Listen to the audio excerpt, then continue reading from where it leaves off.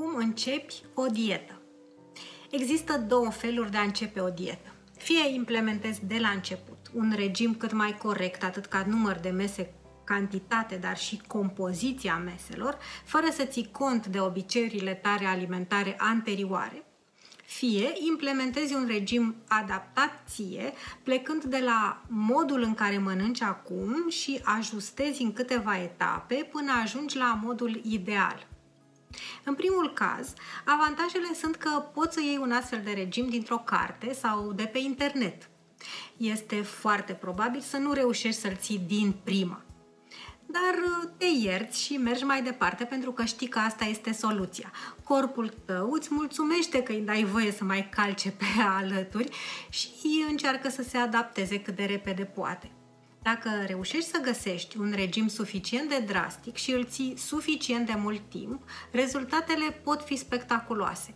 E adevărat, dacă insiști și implementezi o anumită modificare în comportamentul tău, ea poate să devină un obicei sănătos. În al doilea caz, ar trebui să lucrezi cu un nutriționist. Pentru acest tip de regim este foarte importantă sinceritatea. Trebuie să admiți că da, mănânci noaptea sau da, ronțăi la televizor sau nu mănânci la prânz și seara 2 porții sau mai știu eu ce obicei alimentar te-a adus la greutatea actuală. Acest exercițiu de sinceritate este partea cea mai grea a acestui mod de a aborda o dietă.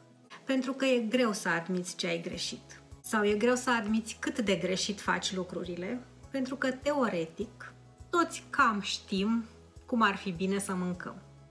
E important însă să faci acest exercițiu.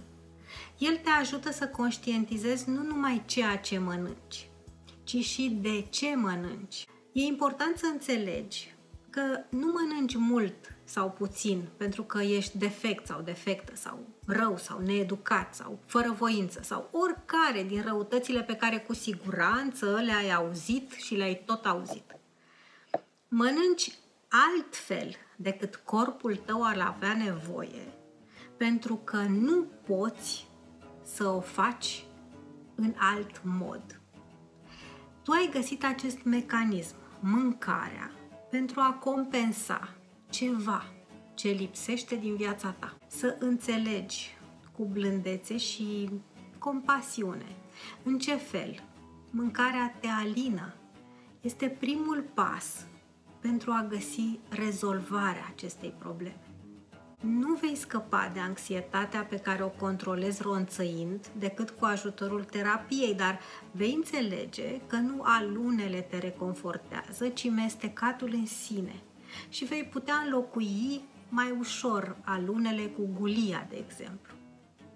Nu vei scăpa de teama de evaluare care te face să mănânci noaptea înainte de o ședință importantă.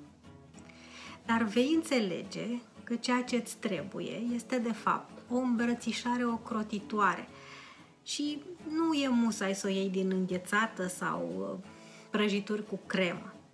Poți să îmbrățișezi foarte tare o jucărie mare de pluș sau să-ți iei o pătură pufoasă sau cel mult să bei cu înghețituri mici o cană de lapte cald cu maxim o linguriță de miere. Și exemplele pot continua. Alege înțelept modul în care începi o dietă, pentru că în felul ăsta vei avea mai mari șanse să o faci reușită. Cum înveți corpul să aleagă în mod spontan alimentele de care are nevoie și în cantitatea în care are nevoie? Mâncatul este o funcție de supraviețuire ca și respirația. Nu te poți bucura de viață dacă îți numeri fiecare respirație. Tot așa nu te poți bucura de viață dacă îți cântărești fiecare îmbucătură. Oamenii mănâncă inadecvat, prea mult sau prea puțin, din 3 motive. Pentru că au o afecțiune fizică, o tulburare hormonală, un defect genetic, un stomac devenit prea mare, rezistență la insulină și așa mai departe. 2. Pentru că au o intoxicație chimică așa cum se întâmplă în cazul dependenței de zahăr sau de ciocolată, sau atunci când obișnuim corpul cu substanțe chimice nefirești, gen glutamat. Și 3. Când raportul cu mâncarea este un mecanism de supraviețuire emoțional. Un om sănătos și echilibrat nu mănâncă exagerat în niciun sens. Se întâmplă însă să avem și combinații din cele 3 mecanisme.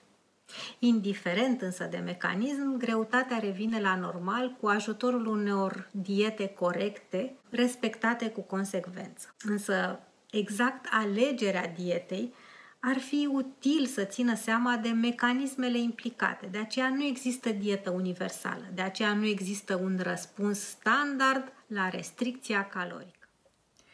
Sunt Roberta Camelia Roșca, doctorul tău de emoții.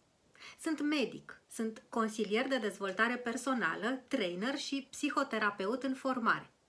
Dacă ți-a plăcut și vrei să mai auzi poveștile mele pe marginea vieții, nu uita să te abonezi la canalul Alege Fericirea Doctor de Emoții. Dă share dacă crezi că și prietenilor tăi le-ar plăcea acest subiect sau poate le-ar fi utile informațiile. Nu uita să-mi lași un comentariu cu ce subiecte te-ar putea interesa pe viitor. Până data viitoare, îți doresc tot binele din lume!